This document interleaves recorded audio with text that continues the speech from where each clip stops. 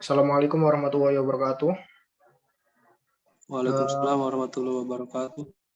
Pada kesempatan kali ini kami dari kelompok 10 akan mempresentasikan tentang bahasa formal dan mesin status terhingga. Kelompok saya ada saya sendiri, Ragil Budiarto, dan Bang Fahri Aditya.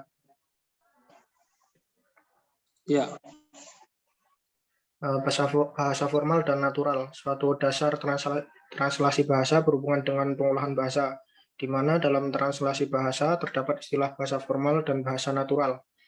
Bahasa natural adalah bagian dari komunikasi manusia, contohnya bahasa Inggris, bahasa Indonesia, dan lain-lain.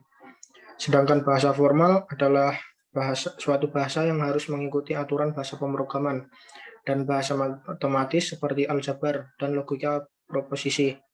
Karena aturan tersebut akan mengkonstruksi programming translator untuk bahasa pemrograman. Contoh dari bahasa formal adalah language translator, yaitu compiler untuk bahasa pemrograman, yang pada dasarnya tugas translator adalah mengenali individual building block dari bahasa yang akan ditranslasi. Untuk proses translasinya ada source program, lexical analyzer, parser, kode generator, sehingga menjadi objek program. Untuk langkah yang pertama, proses mengenali runtutan multisimbol di dalam program ditangani oleh compiler yang disebut lexical analyzer, yaitu submodul yang menerima source program sebagai string dari simbol dan menghasilkan string token. Token menyatakan objek tunggal yang dipresentasikan oleh lebih dari satu simbol dari input string. Selanjutnya, translator menganalisa pola dari token, misal if then else, ataupun perulangan loop. Analisis yang dilakukan disebut dengan parsing dan dilakukan oleh modul di dalam compiler yang disebut parser. Ketika parser mengenali struktur di dalam program, maka modul selanjutnya adalah kode generator untuk menghasilkan versi translasi dari bagian program. Setelah semua bagian translasi dibentuk, maka dibentuk versi translasi program yang disebut objek program. Selanjutnya ada tata bahasa struktur frasa. Dua hal penting untuk menspesifikasikan bahasa yaitu: satu, jika diberikan spesifikasi suatu bahasa, secara otomatis akan membangkitkan satu atau lebih string di dalam bahasa itu.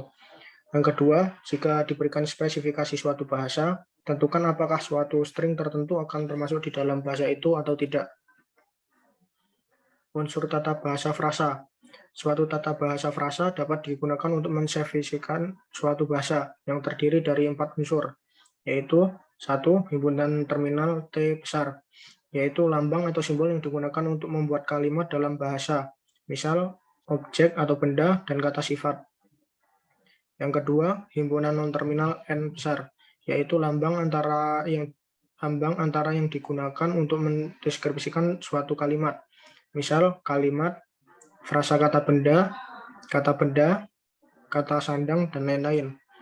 Himpunan produksi P, yaitu kaidah tata bahasa yang mengatur bagaimana kalimat di dalam bahasa itu dapat dibentuk, misal alfa, panah, beta. Dalam hal ini, alfa dan beta adalah rangkaian terminal dan non-terminal. Yang keempat, di antara semua non-terminal di dalam N, ada sebuah non-terminal khusus yang disebut sebagai simbol awal, starting symbol. Jenis tata bahasa dan jenis bahasa. Dalam bahasan ini akan digunakan A besar dan B besar untuk menyatakan non-terminal, A kecil dan B kecil untuk menyatakan terminal, dan alfa dan beta untuk menyatakan string terminal dan non-terminal. Di dalam setiap produksi, string kirinya selalu berupa sebuah non-terminal tunggal, sedangkan string kanannya berupa sebuah terminal atau sebuah terminal yang diikuti dengan sebuah non-terminal. Untuk yang pertama, tata bahasa jenis ketiga. Jika semua produksi di dalam tata bahasa berbentuk A besar, panah, A kecil. Yang kedua, A besar, panah, A kecil diikuti oleh B besar, atau A besar, panah, B besar diikuti oleh A kecil. Tata bahasa jenis kedua, jika semua produksi di dalam tata bahasa berbentuk A besar, panah, A kecil di dalam setiap produksi. String kirinya selalu berupa sebuah non-terminal tunggal.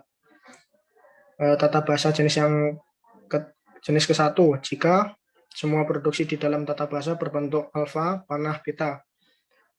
Panjang beta selalu lebih besar atau sama dengan alfa. Misalnya, A besar, panah A kecil, B kecil. Contoh yang kedua, A besar, panah A kecil, A besar. Contoh yang ketiga, A kecil, A besar, B kecil, panah A kecil, B besar, C besar, B kecil. Tata bahasa jenis ke-0 yaitu tata bahasa struktur frasa tanpa pembatasan seperti yang telah didefinisikan oleh jenis 1, 2, dan 3. Semua bahasa pemrograman dapat dispesifikasi oleh tata bahasa struktur frasa dan kebanyakan merupakan bahasa jenis 2. Misalnya Basic, Fortran, dan Pascal.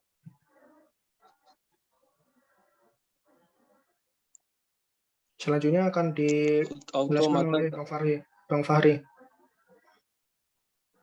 Oke, terima kasih Bang Ragil. Automata terhingga finite automata. Automata terhingga dan bahasa reguler adalah level terendah dari hierarki mesin dan bahasa. Salah satu aplikasinya adalah konstruksi mengkompilasi compiler, yaitu pengenalan string dari simbol di kode sumber program yang harus dipresentasikan sebagai objek tunggal seperti nama variabel, konstanta, dan reserved word.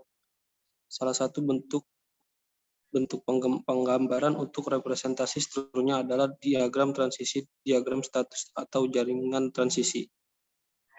Lanjut, Bang Ragil. Mesin status terhingga. Suatu mesin status terhingga mempunyai ciri-ciri sebagai berikut. Himpunan terhingga status S sama dengan S0, S1, S2. Unsur khusus di dalam himpunan S, yaitu SO yang dinamakan status awal. Himpunan terhingga huruf-huruf masukan L sama dengan I0, I0, I1, I2. Himpunan terhingga huruf-huruf keluaran O sama dengan 0, O, 1,2. Fungsi transisi yaitu fungsi F dari S kali L ke S. Fungsi keluaran yaitu fungsi G dari S ke O.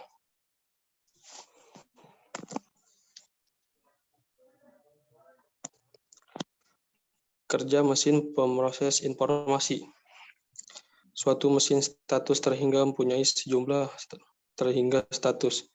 Setelah diterimanya sebuah huruf masukan, mesin akan memasuki status lain berdasarkan fungsi transisinya. Sinyal huruf, tanda panah mesin informasi, masukan keluaran.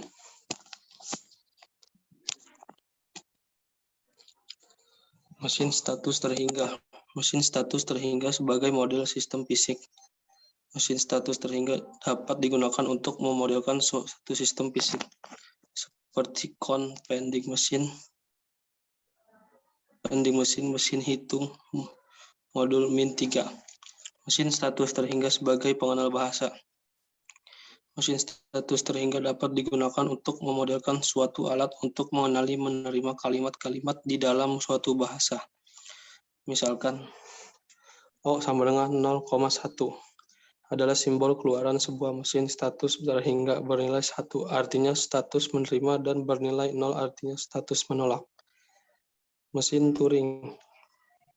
Pada tahun 1936, seorang matematikawan berkebangsaan Inggris bernama Alan Turing mengusulkan suatu model sederhana yang mempunyai kemampuan sebuah komputer general purpose mesin Turing mengenali kelas bahasa yang disebut sebagai himpunan ternumerasi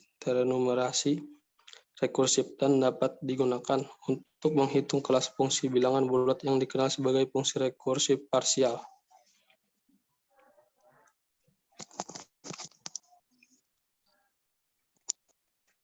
Selanjutnya mesin status terhingga komponen mesin Turing. 1. Pengendali status terhingga pita masukan dengan sifat panjangnya tak terhingga dari ujung kiri terbatas, ujung kanan tidak terbatas. Dapat dibaca dan ditulis. Pada keadaan awal add, sel pertama dari pita masukan berisi rangkaian simbol yang harus dikenali. Sel-sel lain di sebelah kanan rangkaian simbol berisi simbol kosong. Perilaku mesin Turing tergantung pada simbol masukan yang berada pada posisi kepala atau head, baca, tulis, dan status pengendalinya. Aksi-aksi yang dapat dilakukan yaitu berubah status, menuliskan simbol pada sel pita masukan. Aksi penulisan ini akan mengubah simbol yang sebelumnya berada pada sel tersebut, menggerakkan head kiri dan ke kanan. Sekian, terima kasih dari kelompok kami. Assalamualaikum warahmatullahi wabarakatuh.